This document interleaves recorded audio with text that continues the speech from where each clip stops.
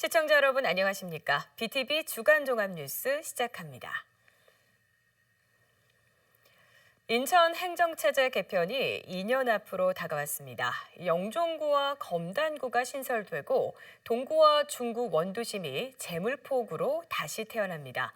하지만 이 세 개 구가 출범해도 당분간 기존 청사를 활용해야 하는데요.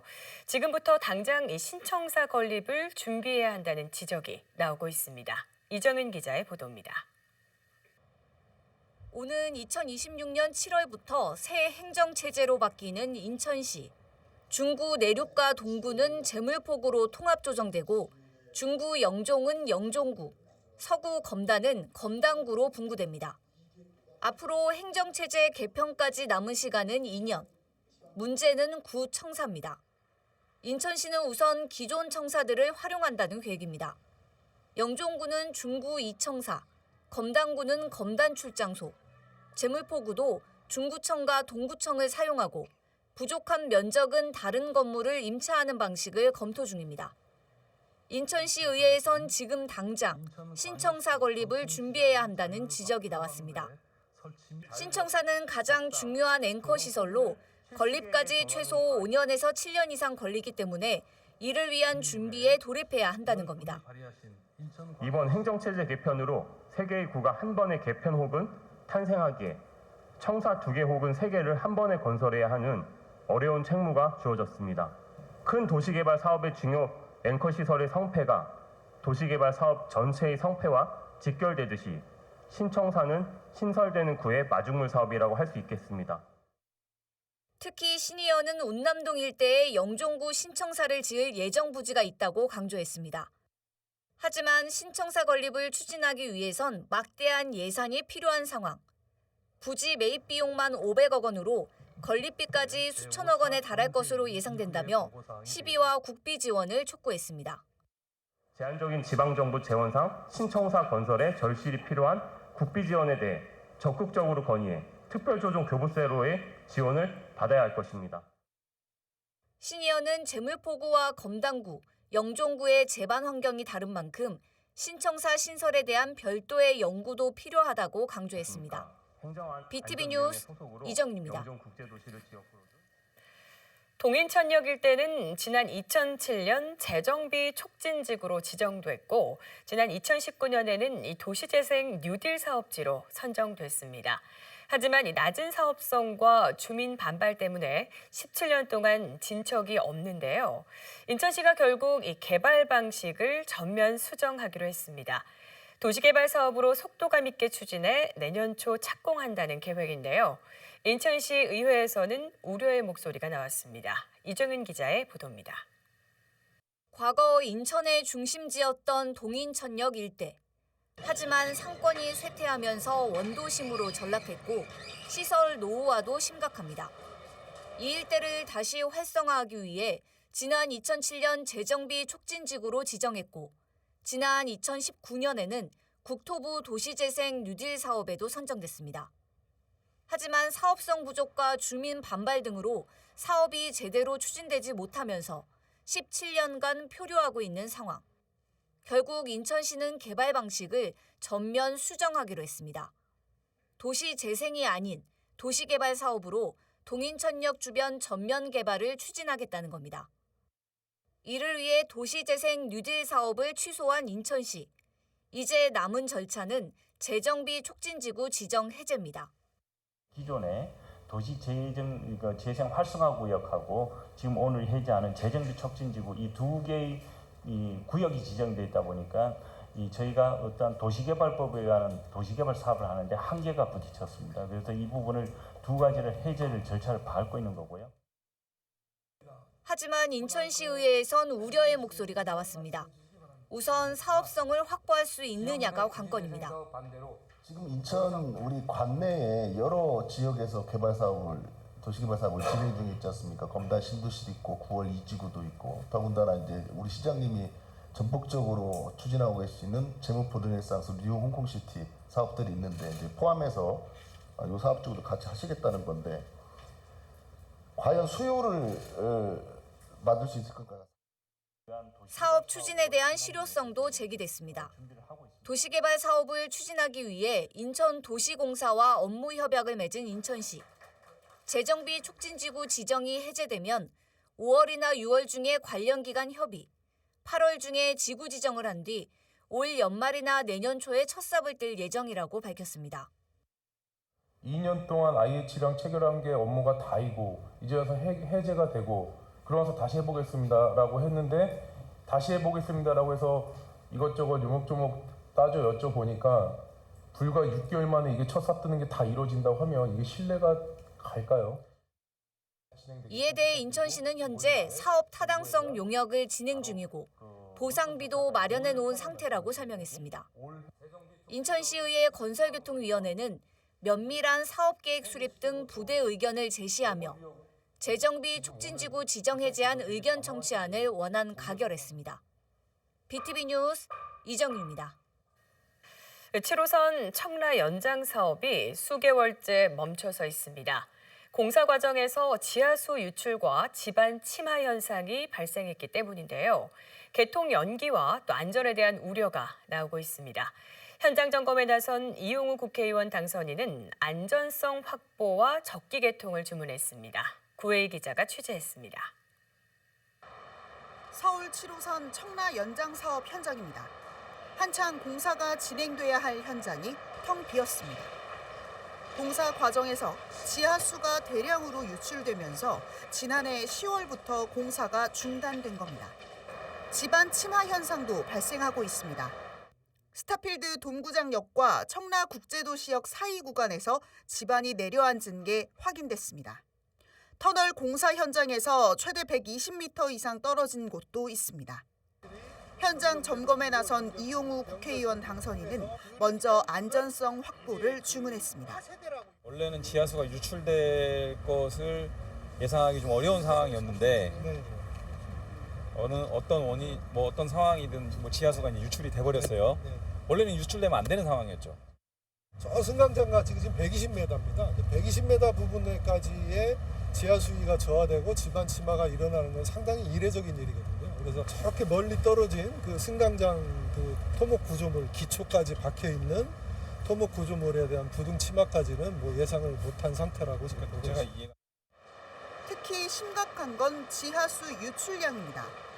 하루 최대 635톤의 지하수가 쏟아지면서 유출을 막는 차수 작업이 진행되고 있습니다. 상황이 이렇다 보니 개통 연기와 안전에 대한 우려가 나오는 상황. 이 당선인은 불안감 해소를 위한 후속 조치와 적기 개통 방안을 마련하라고 주문했습니다. 일단 공사 중단이 장기화된 부분에 대해서 주민분들 많은 걱정을 하고 계시는데 그런 부분들에 대해서는 필요한 설명들, 이런 우려를 불식시키는 노력도 매우 중요하다 이런 생각이 들고요. 원인 발생 이후에 조치하는 과정에서의 여러 가지 부분들에 대해서는 꼼꼼한 좀 검토가 필요해 보이고요. 인천시는 한국지반공학회 용역을 통해 최적공법을 마련한다는 계획입니다. 따르면 올해 말 공사를 재개할 수 있을 것으로 보고 있습니다. 시장님께서 동그랑역 공기 단축 방안을 발표를 하신 바 있는데 그 방법을 적용하면 12개월의 공기 단축이 가능합니다. 저희들은 27년 개통 목표 달성을 위해서 그 방법을 적용을 하겠습니다. 서울 7호선 청라 연장 사업 공정률은 약 30%. 하지만 사고가 발생한 6공구의 공정률은 22%에 머물러 있습니다. 인천시는 2027년 개통에 차질이 없도록 진행하겠다며 필요하다면 단계적 개통도 검토하겠다고 밝혔습니다. BTV 뉴스 구혜입니다. 당초 학교용지였던 곳이 다른 용도로 바뀌면서 과밀학급 문제가 커지는 일이 인천에서 반복되고 있습니다.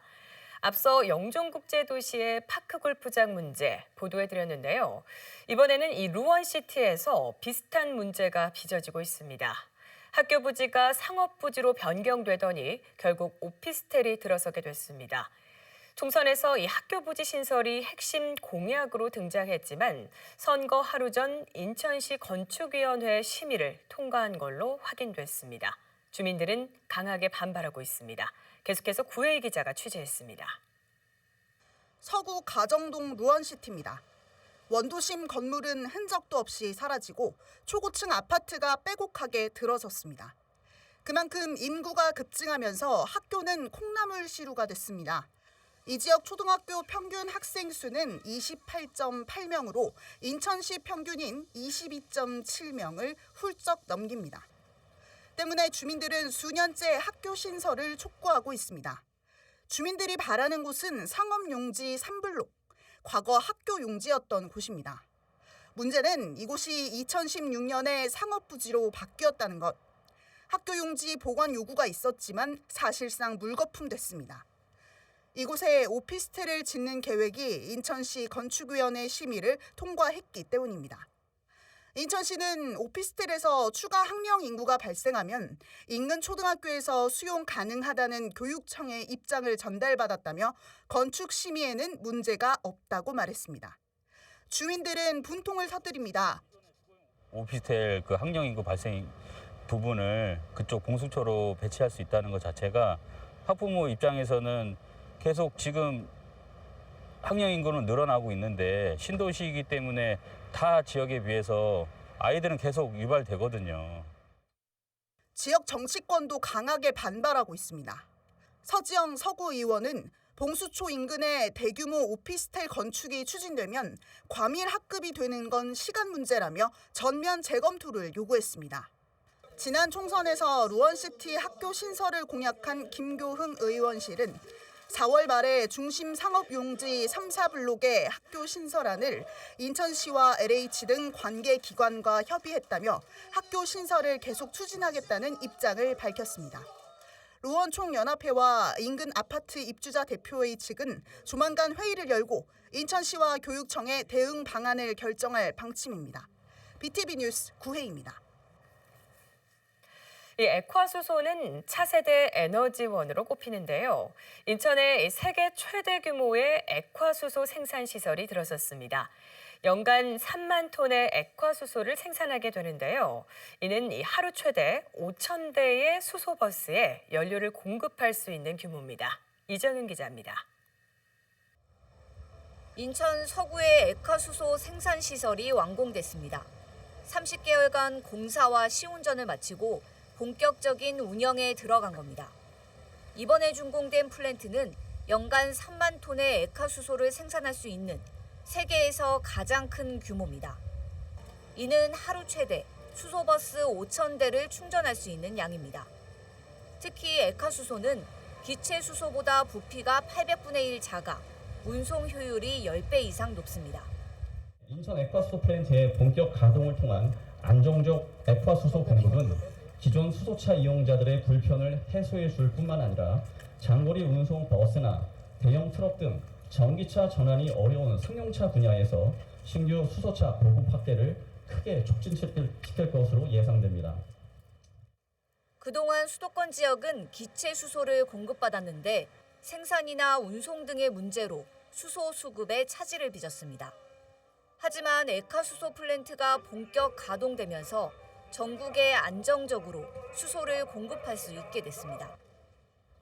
정부는 작년 말 수소 운송 분야의 탄소 중립 기여도 제고를 위해 수소 전기 자동차 보급 확대 방안을 발표했습니다. 이러한 정책 발표에 때맞춰 준공되는 인천 액화수소 플랜트는 수소 운송 분야에서 한국 수소 경제의 새로운 도약을 이끌 게임 체인저가 될 것이라 믿습니다. 인천시는 이번 액화수소 플랜트 준공으로 수소 산업을 선도하는 도시가 될 것으로 기대하고 있습니다. 인천시는 지난 2020년 수소버스를 처음 선보였고 2030년까지 시내버스 2,000대를 수소버스로 바꾸겠다는 목표입니다. 얼마 전 액화수소 충전소가 문을 여는 등 충전 인프라도 확충하고 있습니다. 인천시는 지금 수소버스 도입을 하고 있고 대한민국에서 최대 규모의 수소버스 도입을 선도하면서 이 역시 탄소 중립 문제를 선도하는 도시가 될 것입니다. 인천시는 수소 앵커 기업 유치와 소재 부품 장비 기업 육성도 함께 추진한다는 계획입니다. BTV 뉴스 이정리입니다.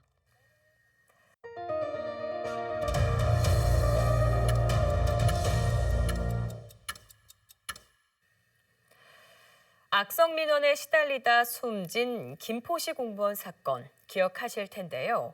올해만 이 전국 지자체 공무원 10명이 스스로 생을 마감했습니다. 결국 이 지자체들이 대책 마련에 나서고 있는데요. 홈페이지에 담당 공무원의 이름을 없애고 이 민원 창구에서 일하는 직원들에게는 소형 카메라를 보급하고 있습니다. 김지영 기자가 취재했습니다. 남동구청 민원실에 근무하는 장지선 주무관. 민원 창구 근무 중에는 이 조그만 기계를 목에 걸고 있습니다. 이 장치엔 카메라 렌즈와 녹음 기능이 숨어 있습니다. 민원인의 폭언이나 폭행 피해를 당할 경우 증거가 될 수 있습니다. 남동구는 민원부서에서 근무하는 직원 50여 명에게 이 장비를 보급했습니다. 우선은 웨어러블 캠을 이제 소지하고 있는 것만으로도 이제 심리적 안정 효과가 있기 때문에 이제 만족도가 높은 것으로 알고 있고 민원인들에게 좀 경각심을 줘서 사전에 예방할 수 있다는 그런 점입니다. 인천시는 시청 홈페이지 조직도에서 공무원 이름을 삭제했습니다. 직원들의 신상을 보호하기 위한 조치입니다. 인천 기초단체 10곳 중 6곳도 직원 이름을 비공개로 전환했습니다. 전화나 온라인 등 비대면 민원에 대한 보완책도 강화할 계획입니다. 중간에 이제 실질적으로 이렇게 장시간, 1시간, 2시간씩 민원을 하는 부분은 저희가 중간에 끊을 수 있게끔 비대면이지만 그런 걸 끊을 수 있는 그런 법적 장치를 마련해 달라고 좀 건의 중에 있습니다. 공직사회가 이런 대응에 나선 건 악성 민원 피해가 늘고 있기 때문입니다. 지난 2019년 전국 지자체에서 발생한 위법 민원 행위는 3만 8천 건이었습니다. 하지만 2년 만에 5만 1천여 건으로 30% 이상 폭증했습니다. 특히 올해만 전국 지자체 공무원 10명이 악성 민원과 직장 내 괴롭힘 등으로 목숨을 끊었습니다. 인천시의회 행안위는 최근 인천시 민원 업무 담당 공무원 등 보호조례 개정안을 통과시켰습니다. 민원부서 출입구에 안전요원을 배치하는 규정 등도 포함됐는데 오는 20일 본회의를 통과하면 본격 시행될 전망입니다. BTV 뉴스 김지영입니다. 세계적인 멸종위기종이자 천연기념물인 저어새 혹시 들어보셨나요? 전 세계 저어새의 90%가 인천 등 수도권에 집중돼 있는데요. 한때 개체수가 300마리에 불과했던 이 저어새는 지역사회의 여러 노력으로 현재는 6,600마리까지 늘었습니다. 그런데 이 세계 자연보전연맹인 IUCN이 저어새의 멸종위기 등급을 2단계 낮추는 방안을 추진하고 있습니다.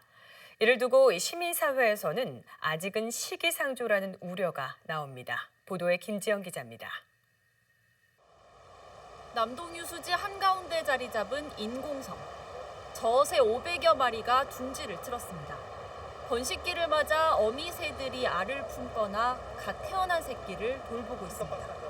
세계적인 멸종위기종이자 천연기념물인 저새. 남동유수지는 도심에서 저새를 볼 수 있는 유일한 장소입니다. 지금이 둥지에서 새끼들의 자람을 우리가 볼 수 있는 시기고요. 그다음에 좀 있다가 한 6월, 7월 정도 되면 모두 이제 번식지에서 이제 먹이 활동을 하러 이제 독립할 준비를 하러 이제 나가기 때문에 지금 시즌에 오시는 게 제일 많이 저우새로 관찰할 수 있습니다. 한때 개체수가 300마리에 불과했던 저어새는 다양한 시민들의 노력으로 지난해엔 6,600마리까지 그 수가 증가했습니다. 민관 협동으로 저어새를 위한 인공 서식지를 만들고 월동지 국가들과 네트워크를 구축하는 등 개체수 증가를 위한 노력 덕분이었습니다. 이런 가운데 세계자연보전연맹 IUCN이 저어새 멸종 위기 등급을 하향 조정하는 방안을 검토 중인 것으로 알려졌습니다. IUCN은 멸종 위기 등급을 총 9개로 나누어 관리합니다. 저어새는 현재 이 중 4번째인 위기 단계입니다. 저어새의 개체수가 지속해서 증가하자 2단계 아래인 준위협 단계로 조정하려는 건데 이를 두고 시기상조란 지적이 나오고 있습니다. 한 단계 정도 내려서 덜러너블 취약종 정도로 하는 것 정도는 괜찮다고 판단이 됩니다만 지금 현재 취약종으로 있는 그런 종들의 개체수하고 비교하더라도 저세는 아직 숫자가 많지 않은 입장이거든요. 그래서 리스트 건선으로 내린다는 것은 너무 시기상조라고 보입니다. 시민사회도 우려의 목소리를 내고 있습니다. 저세의 서식지 면적이 특정 지역으로 한정돼 있어 작은 위협도 개체수에 심각한 영향을 줄 수 있다는 이유에서입니다. 지금 현재 저세를 본다라고 하면 번식지가 폭넓지가 않다라고 하는 거죠. 특히 인천 경기만 지역에 무인도에 집중되어 있어요. 그러면 여기가 만약에 구체적으로 훼손이 된다라고 하면 개체 수가 떨어질 수밖에 없다. 실제로 이 남동수지에 번식지가 문제가 생겼을 때 개체 수가 떨어졌던 적도 있거든요. 또 서식지가 안정권에 들어갔다고 판단되면 지자체와 시민들의 관심이 줄어들 거란 우려도 나옵니다. 인천갯벌 세계자연유산 등재 추진협력단은 지난주 세계자연보전연맹에 저세 등급 조정 재고를 희망하는 공식 요청서를 전달한 상태입니다. 등급 조정 결과는 이르면 한 달 뒤 결정될 것으로 보입니다. BTV 뉴스 김지영입니다. 미추홀구와 연수구가 경계부지를 맞교환합니다. 경계구역에서 진행되고 있는 두 사업의 행정구역을 명확히 하기 위해서인데요. 연수구 옥련동 일부는 미추홀구로, 미추홀구 하익동 일부는 연수구로 편입됩니다. NIB 이하영 기자입니다. 미추홀구에서 진행되고 있는 용현 하익 1블록 도시개발구역, 그리고 바로 옆에 연수구 송도 역세권 도시개발구역입니다. 활발하게 개발이 이루어지고 있는 이 두 곳은 현재 자치구가 혼재돼 있습니다. 미추홀구 용현하익 개발구역 부지 일부가 연수구에, 연수구 송도 역세권 개발구역 일부는 미추홀구로 행정구역이 쪼개져 있는 겁니다. 하나의 사업구역 안에 두 개의 행정구역이 엉켜 있어 주민 불편이 우려됨에 따라 미추홀구와 연수구는 혼재된 부지를 맞교환해 문제를 해결하기로 했습니다. 13일 인천시의회 행정안전위원회에선 해당 구역의 경계 조정에 나서면서 이날 해당 안을 원안 가결했습니다. 연수구 미추홀구 행정구역에 걸쳐 진행 중인 두 개의 도시개발 사업지구의 경계를 조정하여 효율적인 도시개발 및 관리를 도모하고자 시의회의 동의를 받는 사항으로 원안대로 가결할 것을 동의합니다. 이로써 연수구 옥련동의 4만 4천여 제곱미터는 미추홀구로, 미추홀구 하익동 3만 8천여 제곱미터는 연수구로 편입됩니다. 인천시는 해당 조정안이 시의회 본회의를 통과하게 되면 6월 중 행정안전부에 경계 조정을 신청할 예정입니다. NIB 뉴스 이하영입니다. 이번 주 준비한 소식은 여기까지입니다. 이상으로 BTV 주간 종합 뉴스를 마칩니다. 편안한 주말 보내시길 바랍니다.